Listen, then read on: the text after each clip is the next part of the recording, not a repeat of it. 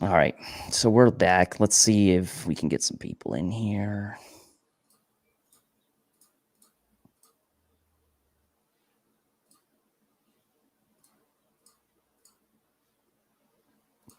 I'm trying to see on YouTube if we're on.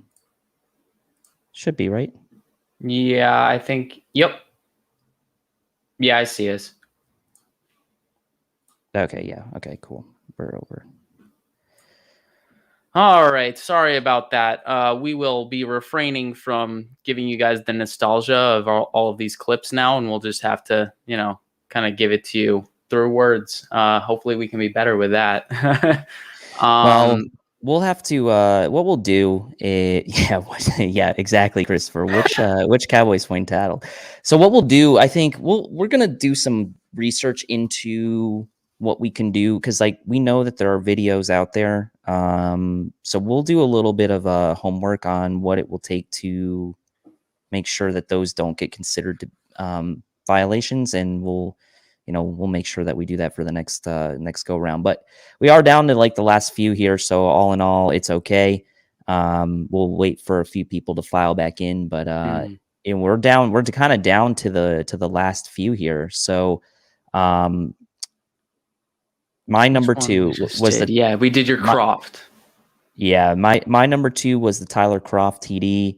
The game winner against the Rams. Yeah, we try to keep the clips really short. That's one of the things that apparently, will protect you from getting nailed from things like that. But I guess there's some other things that we can't do. So, Randy missed all the video up until now. Well, what we'll do, what we're going to do after the show anyways, we're going to put out the lists on Twitter and whatever, Instagram as well, because Air Raid's on Instagram, Facebook, and Twitter. We'll put our rankings out that Kendall and I had with the honorable mentions. And I don't know either because the clips were less than 30 seconds. So it's okay. We're not, just a minor hiccup. We'll figure it out. But we appreciate you guys that are coming back in and rejoining.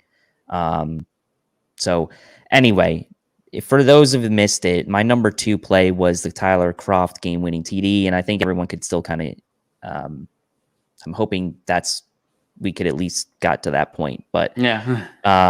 So let's just recap then really quick our 5 through 2 because for those who I don't know when the stream went out. So my number 5 was the Gabe Davis TD against Miami. Number 4 was the Diggs across the body throw from Allen against the Pats. Number 3 was the Jerry Hughes defensive TD against the Broncos. And my number 2 was the Tyler Croft game-winning TD against the Rams. And so your number 5 through 3, and you can reveal your number 2. So my number 5 was the Tre'Davious White interception versus Seattle. Kind of closed up the game a little bit. Then my number 4 was the Stephon Diggs taillights touchdown versus the Patriots, his second of 3 touchdowns in that Monday Night Football game to pretty much close the door and sweep the Patriots in 2020. Number 3 for me was another Stephon Diggs, the woulda, coulda, shoulda game winner against the Arizona Cardinals. We labeled it as one that will probably be forgotten nationally, but locally we will never forget that moment. And then number 2, that brings me to number 2. And I'm honestly shocked that I had this one as my second, but it's about emotion for me, and it's about finally having a quarterback. And it was Josh Allen threading the needle over Fred Warner in that San Francisco game.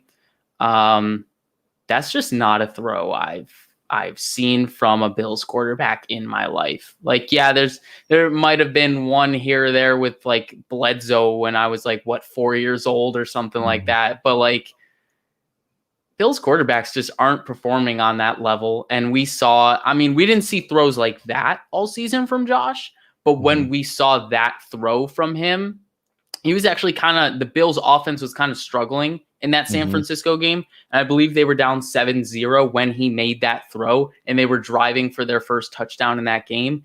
And to me, I felt like that throw, when he completed that, he got all the confidence in the world, and he was just firing on all cylinders in that Monday Night Football game versus the 49ers. I feel like after that throw, he clicked it into gear, and he just knew exactly where his guys were going to be and where the defense was trying to take things away. And from that point on, I just feel like the Bills' offense was on fire, and there was nothing that was going to stop them in that game. And that throw is the perfect play to kind of mix into a ranking list like this, right? Because it was a play that didn't result in a touchdown. It was like, it wasn't a touchdown, right? I don't think. No, right? it was like a 13, 15-yard reception for a first down. Yeah, and it's just not like even a third down. The throw was just so impressive, right? And Warner being one of the better linebackers, if not, you can make the case the best, one of the best linebackers in the league.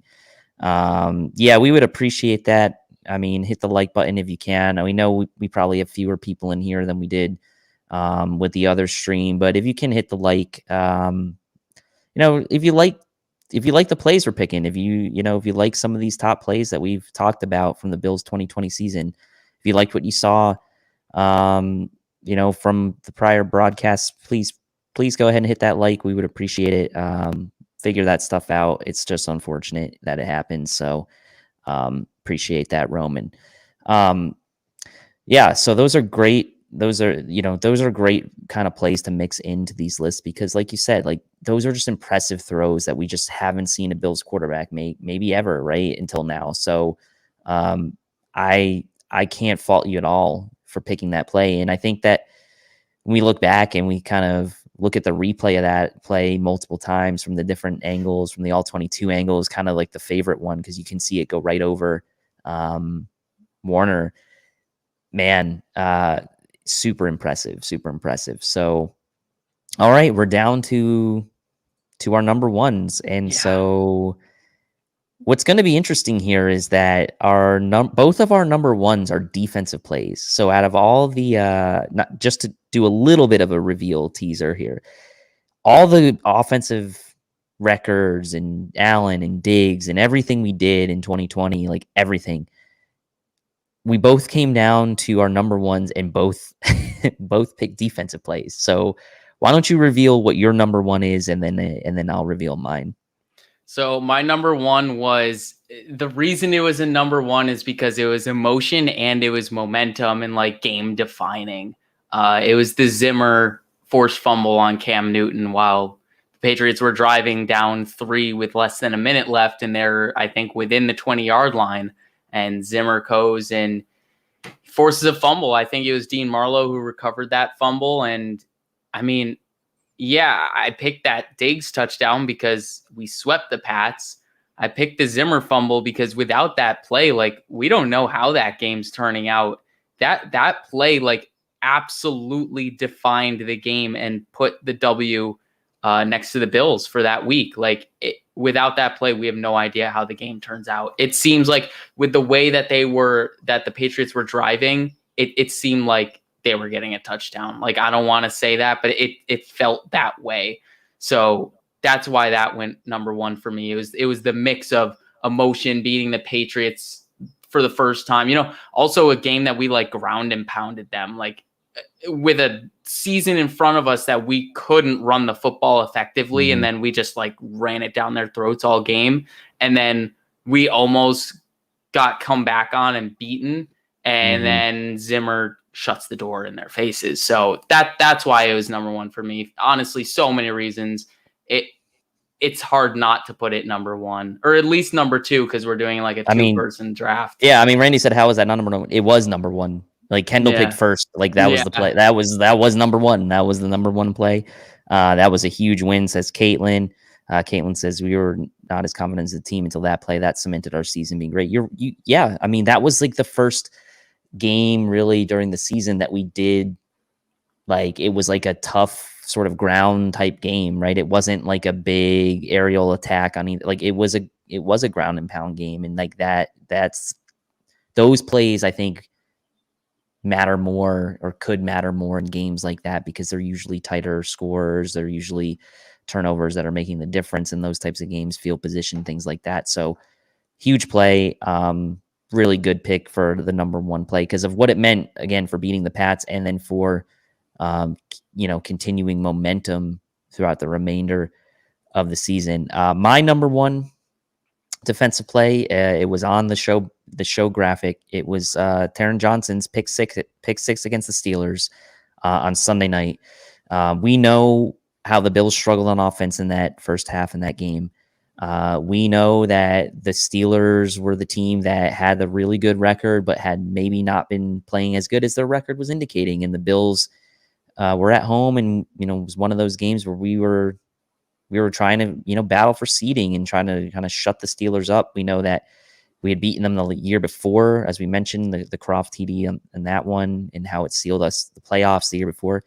But man, that play for me, like, that changed the entire sort of momentum of that game. And then the offense just got rolling after that in the second half. I mean, Allen to Diggs couldn't be stopped.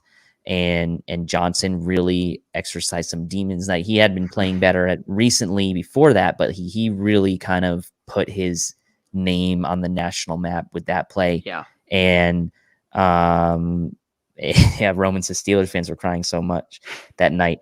And obviously we know the one he had against the Ravens, but we're talking about regular season only here. So though that was my number one. Randy says, show the clip of I don't want to risk showing the clip and getting I just deleted it from the log. No, I'm not showing clips. After what happened with Gregory Rousseau film session and this, I feel at fault, so I'm deleting them. So there you go. We will post our lists on social media after the game, or after the broadcast, and we'll also throw in a couple honorable mentions. So couple honorable mentions. Those were our top fives. I love to hear what everyone else's top fives are. If you want to put them in the comments section, super chat, we'll make sure we put them on the screen. We'll also talk about them either way, and then we'll just we'll save a few minutes at the end for Q&A. But the Diggs catch against the Raiders, the bomb where he went over the corner, or over the safety, I should say, and just like plucked it out of the air. That to me was an honorable mention. You showed the Moss play, the 31-yard run to seal it against the Chargers. What are a couple other honorable mentions that you were thinking about putting in your list that just didn't quite make the cut? I think Josh just said right here, the Levi pick against the Steelers as well. That was one I was thinking about. I didn't clip. I didn't think it was a big moment for Levi too, but it wasn't enough for me even to put it in honorable mention. I don't know why, but it was fringe for me. What was another one? I had Jordan Poyer interception in the end zone against Seattle. Yep. I think it was 14-0 and they were driving, and it was a 4th and 1. So it was a ballsy play, and they went for it, and they had a chance. I believe Trey White was actually on Jacob Hollister, and that's where the ball was intended to go. And Poyer peels off his man. I think it was a running back in the flat, and he undercuts the route, and he makes an interception. First undercut interception of that game. Obviously, the Tre'Davious White one later. But I mean, that's a big momentum play. It'll probably get forgotten a bit because it was so early in that game, and there was so much happening in that game. It was such a complete game from the Bills. But for me, that was a big one that stuck out. The Pierre's talked about the John Brown catch. On the goal line against the Raiders. That's one for me too, because I mean, I feel like that one was robbed from us a little bit because it wasn't officially a touchdown. However, it looked to be a touchdown, especially with that like perfect end zone down the goal line view that we had. It seemed like a touchdown. And then the entire Denver Broncos game, really, like the Singletary touchdown run. Yeah, I had the Singletary touchdown run. I had the Josh Allen scramble touchdown. Really, that whole game, though, like I looked into it. There were so many clips I wanted to take from that game because it was just, that was another example of just the Bills playing a complete game. We look good on defense. We look good on offense. Like there were so many times this past season where we won because Josh Allen was bailing us out. There were a lot of moments that I felt were honorable mentions because we were just playing complete football. So I was trying to find those moments, but they're few and far between. I mean, our defense really didn't hold us to our success a whole lot, but when they did, like it was felt like it really was. And that's obviously why we chose Zimmer and Taron Johnson as our number ones. Yeah, we got a couple good ones from the comments section. Jake Monroe TD pass. Obviously, that was Yep. against Denver as well. That's another what I one mean. against The whole Denver. Denver game. Josh Clark says 47-yarder to Diggs on the sideline versus Miami, where he threw his feet off the ground. I know that I think it was it Alex who just did a I think it piece was Alex on that as well on the BuffaloFanatics.com about that play where he threw the ball where both of his feet were off the ground. Derek Carr fumble. Yep. The sack fumble. Yep. Yeah. That was a big one in the Yeah, same I game. forgot about Josh that. Norman. That is a huge game. The Josh Norman punch out as well from that game. Yeah. Crypt Keeper mentions that. Caitlin mentions the Arizona TD pass to Allen. Another, like the trick play. Yep. Another good one.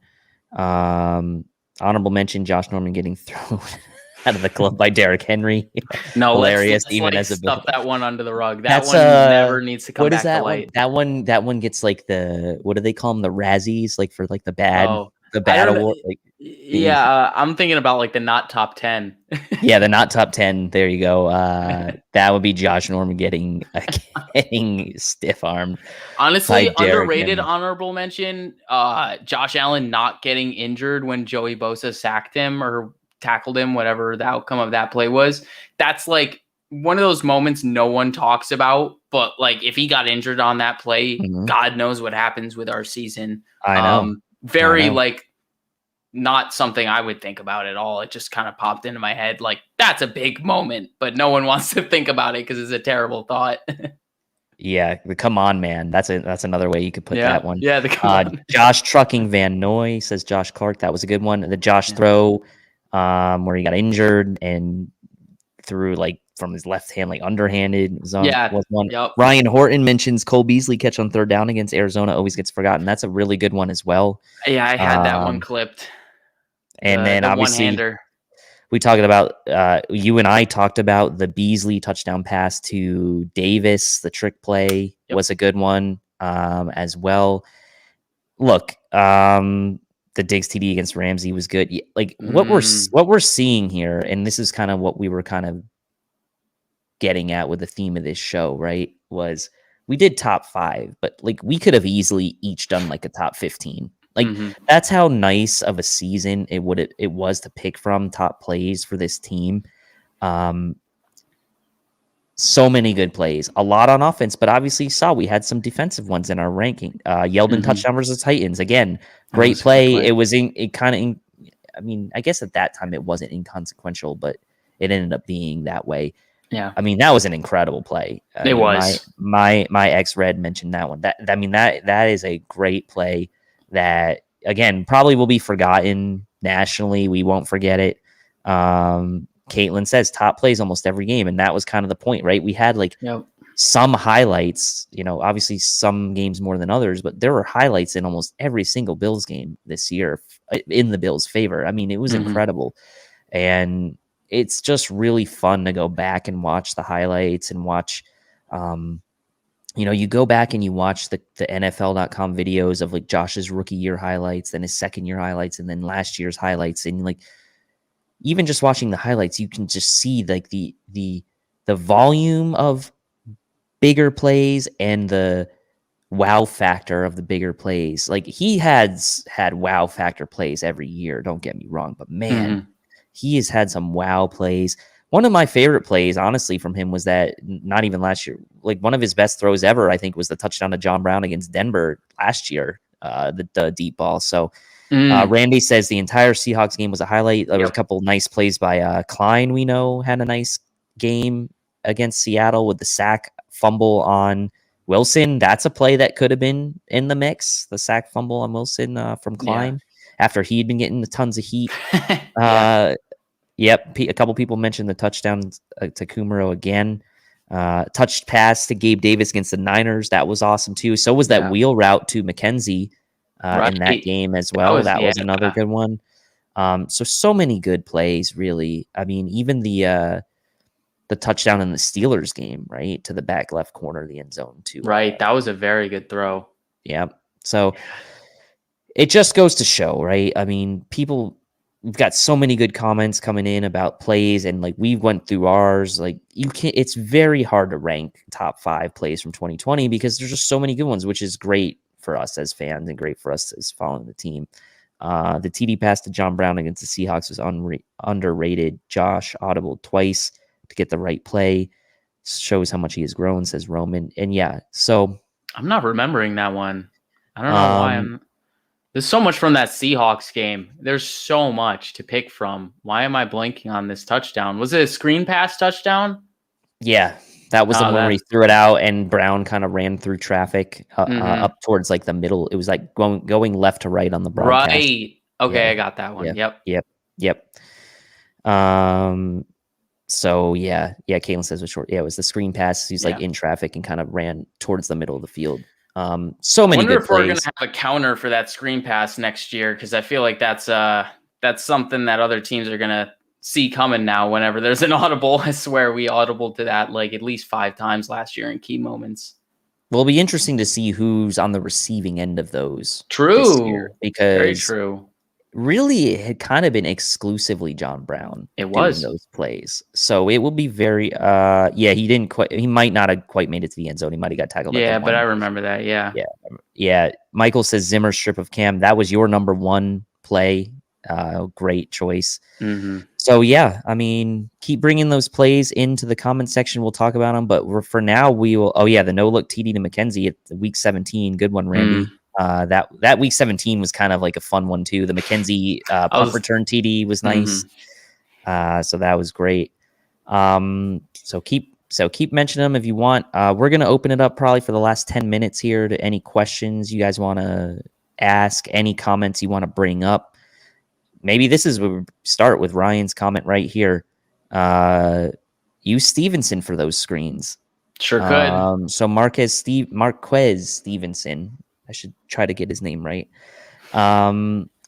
Interesting thing about him, he was fielding punts in the rookie mini camp.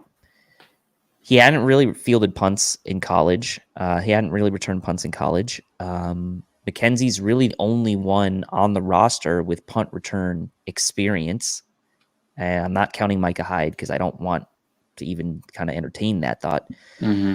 So Stevenson, do you think he has a legitimate chance to win the punt return job? No, I think I think he's pigeonholed to kick return and wide receiver stuff. I don't think he's gonna get the punt return job. I mean, everything I've seen from him, I haven't watched like full games from him yet. I've seen like highlights and some clips here and there. But he seems more of like a straight line guy, and I feel like you want some shiftiness to your punt returner. Kick returner, it's like absolutely fine to get your straight line speed guy who doesn't have a whole lot of wiggle, because you want him to just get all the yards that are available. That's why I think he's better suited for kick returns. But I mean, hey, if he grows, there's no reason he couldn't do it. That's just kind of my opinion where it stands right now. Until I see something more, I would change my mind. But yeah, for right now, I think he's pigeonholed into gadget guy, wide receiver, and kick return. That's where I see Stevenson right now. I like it. Here's a question on everyone's mind as of late. Ryan says, if salary wasn't an issue, what would you give up for Julio? It's hard to kind of come up with a trade for him if salary are we saying if his salary is what it is, but we had just like tons of cap space, I guess is the best way to kind of think about it, because his salary is what it is. So I guess if salary wasn't an issue from the standpoint of like no problem fitting him into the cap, what would you give up for him? Oh my God. I just struggle so much with this Julio stuff because I don't want like a 2-year rental. Like, he's not someone like, yeah, I want Julio. Like Mike comes in saying, we don't want Julio, stop it. And it's like, I mean, I want Julio. I just don't want to pay for Julio, like cap wise or trade wise. I don't want to make that payment. It just seems too much of a premium for a guy that you're only going to get, optimal play from for 2 years, maybe 3 years tops. I don't see the reason. I think the most I would give up is like a replacement level player at a position that the Falcons need, and like I don't want to trade a 4th round pick, because trading 4th round picks are so damn useful when it comes to the draft. Like draft day, we saw how terrible it was not to have a 4th round pick. Like, I don't want to go through that again. Also, it's so like fourth round picks, when you look at the trade value chart, they're like the perfect trade value to do a lot of different like finagling around draft boards. But that's like where I stand with him. It's like some sort of replacement level guy that they need. Hell, we should have kept Lee Smith a little bit longer and then tossed him in for Julio Jones in a fourth. Yeah, they did take Lee Smith off our hands. They took right? Lee Smith. We could have given them Lee Smith in a fourth for Julio. I think like my top. I think if you knew you were going to get 3 years of good production out of him, I'd maybe give up a second rounder for him. If you were going to guarantee you get 3 really good years more out of him. I mean, there's no doubt in my mind that like people would want Julio on the team, like if there weren't these economics associated with it, right? I mean, I don't think it's fair to say that Julio's injury prone. I also don't think it's fair to say that he would be a bad fit, because he's been a great teammate his entire career. He's been the guy that doesn't talk. He's not like ever wanting the spotlight. We talked about it last show with him going under Roddy White's wing when he first came in there. And then it was clear that he eventually took that mantle, and it was just an unspoken thing between him and Roddy. And then he was the guy. And so he's always there for his team. He's always playing through nagging stuff, and he really hasn't missed a ton of games in his career. So he gets kind of unfairly labeled as being injury prone. He did miss 6-7 games, I think, last year, but prior to that, I think he had only missed like a couple games over the last 5 or 6 seasons total. So look, I mean, the guy's played in 130 plus games in his career and probably only missed like, a season's worth. So, but that's exactly why I'm not really willing to invest in someone who has so much tread on their tires at this point at 32 years old. Like I talked about saying, like, I don't know if I'm trying to pay a 2-year rental, 3-year rental, whatever it is. What do you like? How many years do you think Julio has left in the tank? I feel like that's the best way of even like theorizing this trade. I think because of he's not like, he's always had decent speed, but he's never been like a real burner. His game has always been sort of, he was kind of like AJ Brown before AJ Brown. Like he's the yak guy. He's the big, strong dude. He's the go up and get it at the point of attack guy. He can make those catches, and he's not afraid to go anywhere. He can line up anywhere on the field. I think he's got a couple good years left in him. I mean, he's only 32. I think he was playing really well last year until the injuries got to him. But he's produced every single year he's been in the league, every time he's been on the field. Ryan says, this is an interesting one. Would rather give up a little bit and get Julio, or have New England trade for him and then he's on the Patriots, because there was the chatter that he obviously said he wanted to play with a guy like Cam Newton. So how much do you believe that? I don't know. Wasn't it reported by like a Boston guy? He just here's my whole thing with this Julio Jones thing is this stuff gets talked about regardless, because it's Julio Jones. Like, it's a big topic, but there's nothing to talk about right now because we're in the dead point in the offseason. So this Julio Jones trade stuff is getting way more coverage than it deserves. So every team he's linked to is like, that's the front page of your NFL news cycle right now, because there's nothing on the NFL news cycle. So yeah, I think there's a link for him to go to the Patriots. There's also a link for him to go to San Francisco. There's also a link for him to go to the Cardinals. There's links for him to go everywhere. The Titans want him. AJ Brown said he's willing to give up number 11. Like, he could go anywhere. I'm not convinced his top choice is the Patriots at all. That being said, that hypothetical that Ryan put out there, I definitely don't want to see him on New England. And like, if you're telling me, would I rather trade a premium to go get him or watch him play for the Patriots, I'd probably rather trade. But I mean, that's if a gun's to my head. Like, I don't want either. That's the thing. I don't want either.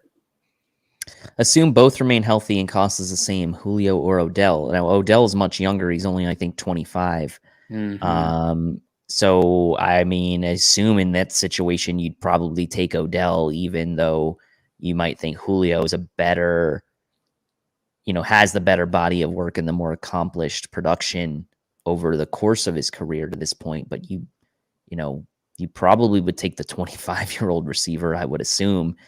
in that case. But again, they'd have to be a fit. Is Odell going to be a fit? Like we know Yeah. that Odell, I think, does sometimes get unfairly a bad rap because like Agreed. his teammates do seem to really like him, and I think that he just gets like he does get a bad rap. There was the whole yacht thing, right? And like he's very demonstrative. There was the whole net incident, right? There was the whole incident with him and Josh Norman several years back when Norman was on the Panthers still.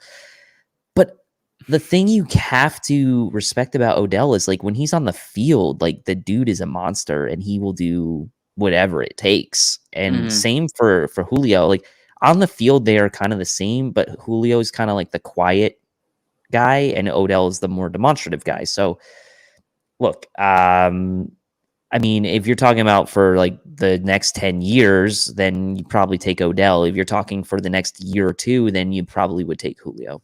Yeah. All right, so let's see. We've got let's see who else we got. We got some questions here. Odell's not great for the locker room. Oh, 28. I'm sorry. I thought he was 25. My mistake. He's in his still 20s. younger. He's still 4 years younger. Yeah. Still 4 years younger. Hey, and hey, if they use off the Browns, maybe that's a good thing for the Bills because the Browns maybe that's what we the Browns, like should we be talking about the Browns more as a legitimate threat in the AFC? You know, we talk about the Chiefs, we talk about us, obviously, the Titans, the Ravens. Should we be talking about the Browns more as a legitimate threat? Yeah, I would. Would you put the Browns over the Ravens? Because I would. Would I put the Browns over the Ravens in the AFC? AFC, yeah, I would. I would put the Browns over the Ravens. I think they have a more complete team. Yeah. I thought they had a really good draft as well. Yep. And I just feel like I trust.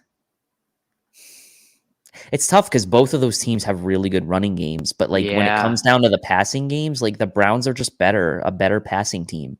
So it's tough. The Ravens defense and the Browns, like we saw that game on Monday night last year, like neither team played defense. I mean, the Browns have Myles Garrett. They drafted well. And I would probably give the Browns a slight edge.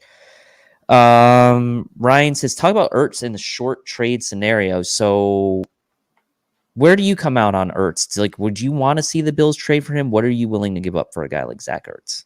I think Bobby tweeted something today or retweeted something today about an Ertz trade. It was like a late round pick and Tommy Sweeney to the Eagles for Ertz. That's something I would do.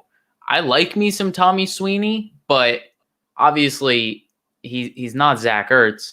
I'm still kind of in the camp though, where it's like that's it. Like Bills Mafia STF says a fifth, but that's it. Like that's around where I am. Like I don't want to go much higher than a fifth. Like Ertz would add an element to this team, but I still want to see if Dawson Knox is the answer. And if you add Ertz to the mix, we already talk about how little volume the tight end room or tight end pass catchers get. Like they don't get a lot of targets as is. You add Ertz to the mix and you're chopping Knox's targets in half, maybe even less. You know, he's probably getting even less than half.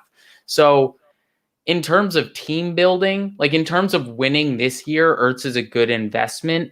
But in terms of like sustainable success, like is Ertz the move going forward, and will that hurt the development of Knox? That's kind of where I stand on it. I'd rather take that shot with Knox's development this year, knowing that it could be fickle. That's where I am with it. Yeah, I think I'm with you too. It all comes down to the tight end's role in this offense, and unless the Bills drastically change what they do, if they start taking away from Beasley and start taking away from Knox in the middle of the field, I don't see a ton of upside for adding a guy like Ertz when the tight end position only caught 40 balls for this team last year, and Josh Allen threw the ball 572 times. So I'm fine kind of giving Knox another year and seeing kind of what happens. And if the Bills really feel like they want to invest in the tight end, not just from the position of having a better player if Knox doesn't pan out, but actually kind of tweaking their offense to use the tight end more, then then I understand that. Jay Davis has a question. How would you feel about Bashaud Breeland signing? Dude clamps Stephon in the champ game with gritty energy we need. He is still out there, and apparently he had a visit with the Vikings, and it didn't go well, according to him. And there's a chance that he's going to reunite with Kansas City is kind of the latest I'm seeing. I would like to see Breeland, maybe even for a visit. Like Steve and I mentioned him a couple times when we were doing free agency preview. I think he's probably looking for more money than he's actually going to end up getting, would be my guess. And that's probably why he left the Vikings unhappy. But if you're going to say we could get Breeland for like a 2-year sort of like $6-7 million type deal, or we could get Richard Sherman for like 1 year, $6 million, I'd take Breeland for the 2 for 8 or 2 for 10. Because I think he is a really good player. And I think that, seeing as Levi Wallace is only on here for 1 year with the RFA contract, and although we have high hopes for Dane Jackson, we don't know exactly what he's going to be yet. It could be a nice insurance policy, especially because we didn't invest high draft capital in the CB2 position, as we all know.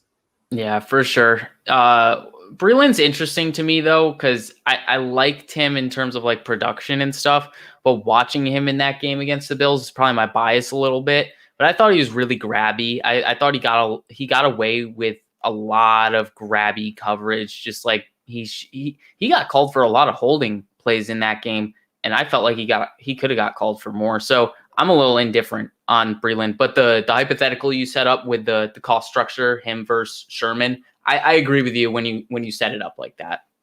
I like this question a lot from Chris, and Chris always has good questions. Who is the dark horse AFC team that nobody is talking about right now? I will say my dark horse AFC team that no one's talking about is the Chargers. I think the Chargers with Herbert at the helm, new head coach. I mean, I liked what the Chargers did in the draft. They got offensive line early with Darisaw. It was Darisaw, right, that they picked? Or was it Slater? The Chargers, they took Slater. Okay. I just feel like Herbert has the potential to be in the next group of sort of up and coming elite quarterbacks in the AFC, right? Last year was like Allen took that step in the AFC and really Baker kind of too, to an extent, not to the extent that Allen did, but from that class, right? And Herbert and Burrow to me are the two guys that kind of scream like these guys could be legit in the AFC for the next several years. And I think Herbert, I mean, the Bengals obviously I thought had a good draft too, but I think they're a year behind the Chargers when it comes to being a real threat. Yeah. I know the Chargers are going to have an uphill battle in that division with the Chiefs there, but I really think that with Herbert there and what he did last year, if they can get some of those pieces back healthy on defense, like Derwin James, we know they have Bosa, and we know they still have Keenan Allen and Eckler. Like, they could be a good team if they could just stop losing those heartbreaking games that they lost constantly under Anthony Lynn due to in-game mismanagement at the end of games and things like that. So, I mean, if you're talking dark horse, I think no one's really expecting the Chargers to make a ton of playoff noise in 2021. But so if you're talking dark horse, I'll say Chargers. Yeah, that's a good one. I was looking, the Chargers was one I was looking at. The Bengals is actually another one I was looking at, which is funny because you brought up Burrow. I agree with you. I think they're a year behind. They lost William Jackson and they replaced him with Chidobe Awuzie. I'm not really too bullish on their secondary or their defense in general. It's kind of tough looking at this AFC because there's kind of a clear drop off. There's like, I feel like the Chargers are that last team that has relevance beyond the Bills, the Ravens, the Browns, the Colts, the Chiefs, and the Chargers. I mean, there are a bunch of teams that you could like say could sneak in there. Like you could argue. Should we be talking about the Raiders at all with Derek Carr? I mean, I don't know. I don't know what to make of them either. Right? Like that division, like Denver's probably a ways away actually, because I don't know about Locke, but yeah, the Raiders are a team with Carr who's been around. He's a decent quarterback. Like, what are they going to be? Like Gruden just got him kind of in neutral, I feel like, over there. But we'll see. Bills Mafia STF says the Texans are being slept on. It's like they're a year away from winning that, year removed from winning that division. I don't know, man. That Texans roster to me does not look that good. But that division is always weird, right? It like, is. It's like it's a division that can produce 3 playoff teams. It's a division that can produce 1 playoff team. It's just a weird division. Peter says Kendall's eyebrows are mesmerizing. Love it. Thank you. Randy, Game at the Chargers, says Herbert has a lot of the same qualities as Josh, different type of guy, but similar skill set. And Herbert's a big dude too. We forget he's 6'5", every bit of 230 as well, and that dude can sling it. Jay Davis says Denver with a healthy Sutton and Von Miller secondary slept on. It's going to come down to Drew Lock for that's them. A big point. Yeah, their entire year last year without Cortland Sutton. Although if Bridgewater is the starter, then I feel a little bit better about them in terms of being like a 500 type of team. Oh, you know. Okay. I couldn't sense the sarcasm over over the chat, so my apologies. My apologies for that. I will say the Texans do have like individual talent. Like they do have some players that are talented, but it's going to come down to coaching and management, which we know is the issue right now in Houston. Not a lot of faith in Cully. It seems like at least from a national sort of media consensus standpoint, he's not. There's a few people that are like sneaky high on Cully, but it's not a ton. Yeah. So Ryan says, or Randy says, the AFC West top to bottom can be very tough. Yeah, I mean, I thought that Denver was the team that could make a little bit of noise last year, and they were a team that you didn't know what team was going to show up from one week to the next. Like 1 week, they looked like they were pretty competitive. Like we saw them hold pretty steady with the Chiefs in that one primetime game, and then there's other games where they just get like blown out by like Atlanta or something like that. It's just it's weird. And I think Chris brings up a good point with that AFC West, because these teams individually are good, like in a vacuum, but then you toss them in a division with the Chiefs, and it's like, oh, each team could then get 2 packed in losses just like already in their. But that was always season. I mean, that was the Bills for years with the Pats, right? Like our path to the playoffs, like realistically, was the wild card, right? And now with an extra wild card team, it gives those teams a fighting chance, right? They don't feel like they maybe have to topple like a 13 plus win Chiefs team to make the playoffs. They could maybe make it as a wild card. Harold says Steelers will be good. The Steelers, we forget, were the best team record-wise in the NFL for a long stretch last year. They were the longest undefeated team in 2020. What are we making of the Steelers this year? Are they going to suddenly be able to run the ball with Najee Harris? They did draft a couple linemen. Like, is Juju going to be a number one receiver? Like, to me, there's still a lot of question marks around the Steelers, and it's actually more around their offense than their defense, because we know their defense is really good. Yeah, but they did lose Bud Dupree. So that's about it. He went to the Titans, I think, right? You know who they technically might have replaced him with? Quincy Roche. Ooh, I like Roche. I really liked Roche. If the Bills ran a 3-4, I would have been all over Roche in this draft. But the Steelers, that division, it's kind of like, it's not quite like the AFC South, but like the Ravens, the Bengals, the Browns. The Bengals are going to be competitive, I think, this year. And that's going to be a tough division. Like, honestly, I feel like the whole thing with the AFC is that the AFC is just going to beat up on each other. Like, it's so tough to forecast each division, because within each division, all of them are just going to beat up on each other. There's so much parity within each division, obviously, with your excluding your outliers like the Texans or whatever you think the Jaguars are going to be this year.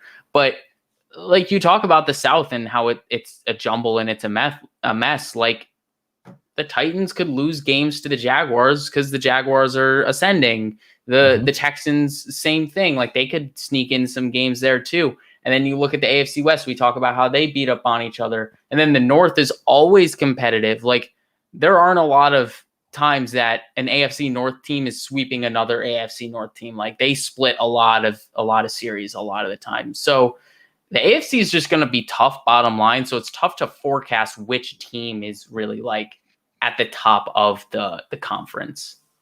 Where's your bell, Kendall? Ring it. We got Caitlin Blunt, new member. Bing, biggity, bing. I can't do it as good as Steve or Rico, but thank you, Caitlin, for becoming a new YouTube member. We always appreciate that. That is really nice. I want to talk, just to end really quick, the AFC in general, quarterbacks versus the NFC as far as like the big picture. Like the AFC, to me, when I look at the AFC and I look at the quarterbacks in the AFC versus the NFC for now and the long term, is it just me or does the AFC seem like way more stacked at quarterback than the NFC? Like you go through the divisions, right? And you go, okay, the Bills have Allen, the Jets just drafted Wilson, the Dolphins have Tua, the Pats, Cam, Mac Jones. Like there's unknowns there, but like 3 young quarterbacks plus Allen. Then you go to the North and you got Big Ben, he's still there, but then you have Burrow, Baker, Lamar. You go to the South, you got Wentz there now in Indy. Texans are now a question mark. What's going to happen with Watson? As of now, he's still there. You've got now Lawrence with the Jags. And, of course, you've got Tannehill with the Titans. Pretty good. Then the West, you got Mahomes. You got Derek Carr. You got Herbert. And then you now have Locke and or Bridge. Like, the AFC has a lot of good young quarterbacks in my mind. And I just feel like the NFC is more top-heavy on the quarterback side. What do you think? No, I agree. That was kind of the point I was making about the AFC beating up on each other. It's just bottom line. I think there's more parity and there's more competition within that AFC. And like you said, it's kind of a longevity thing. Like you look at the AFC and yeah, there are some younger names. And yeah, there's some outliers there, like the Texans or the Broncos, where there's young names and we're a little skittish on what to call them. Even like Mac Jones or Tua, things like that, more polarizing players. But then you go over to the NFC and it's like, what do you make of Jared Goff with the Lions? What do you make of, Justin Fields with the Bears is a good one. What the hell's going on with the Washington football team, Fitzy and Heineke? What's the future with Jalen Hurts? How do you feel about Daniel Jones?